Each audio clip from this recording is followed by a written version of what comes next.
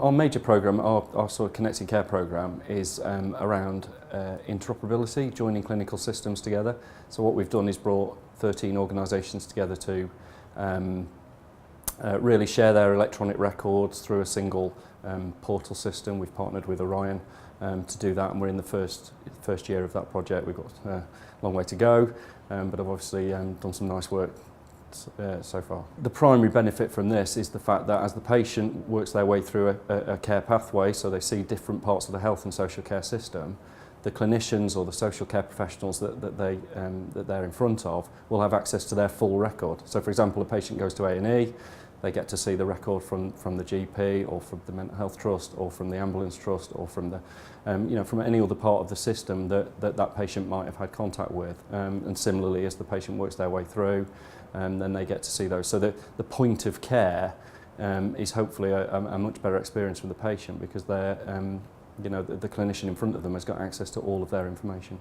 I also think that there are a lot of deep-seated kind of organisational behavioural type issues that make it culturally very difficult to implement these things. Our project involves about 15 different organisations. Just getting that number of organisations round the table sharing a single vision is a complicated and challenging piece of work. So whilst the technology might not be that difficult to implement, the process of getting those organisations to that place is.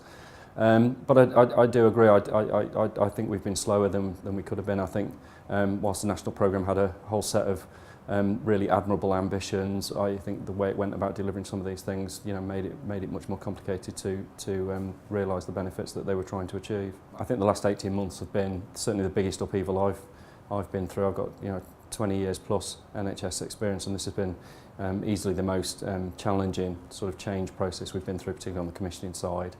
I can see where it's headed, and I certainly think the clinical engagement it's engendered, so the GPs and the sort of clinical groups that are now far more involved in the decision making, is a real positive. Whether that could have been achieved with a little less upheaval is a moot point, I guess. But it feels like we're in a good place. Certainly in the IT space, I think the type of programmes people like Beverly Bryant and Tim Kelsey are outlining are much more likely to be successful than we had under previous regimes. So I think I think the future is quite bright.